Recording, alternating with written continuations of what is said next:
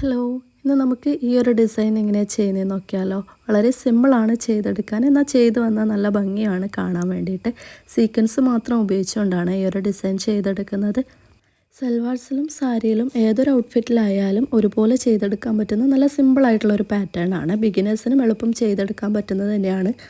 ആദ്യം ഇതുപോലെ 2 ഫ്ലവേഴ്സ് വരച്ചു കൊടുക്കുക. ചെറുതും വലുതുമായിട്ട് സെയിം രീതിയിലുള്ള 2 ഫ്ലവറാണ് ഞാൻ വരച്ചു കൊടുത്തിട്ടുള്ളത്. ഫ്രീ ഹാൻഡായിട്ട് വരക്കാൻ പറ്റുന്നതേ ഉള്ളൂ. ശേഷം അതിൻ്റെ സെൻറ്റർ പോർഷനിലും ഔട്ട്ലൈനിലുമായിട്ട് ഇതുപോലെ സീക്വൻസ് സ്റ്റിച്ച് ചെയ്ത് കൊടുക്കുകയാണ് ചെയ്യുന്നത്. 2 ഫ്ലവറിൻ്റെയും സെൻറ്റർ പോർഷനിൽ ഇതുപോലെ കംപ്ലീറ്റ് നല്ല തിക്കായിട്ട് വരുന്ന രീതിയിൽ തന്നെ സീക്വൻസ് സ്റ്റിച്ച് ചെയ്ത് കൊടുക്കുക. ശേഷം ഔട്ട്ലൈനിലും നമ്മൾ ഒരു ലൈനായിട്ട് സീക്വൻസ് തന്നെ സ്റ്റിച്ച് ചെയ്ത് കൊടുക്കുകയാണ് ചെയ്യുന്നത്.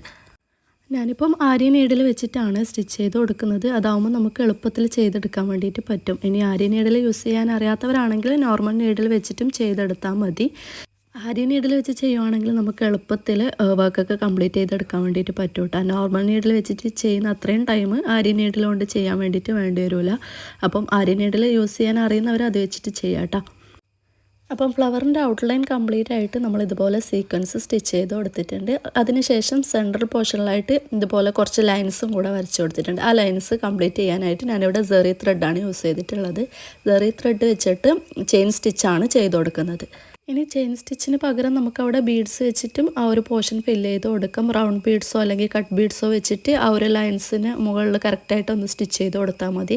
ഞാൻ എന്തായാലും ഇവിടെ സെറി ത്രെഡ് കൊണ്ട് ചെയിൻ സ്റ്റിച്ചാണ് ഇട്ട് കൊടുക്കുന്നത്.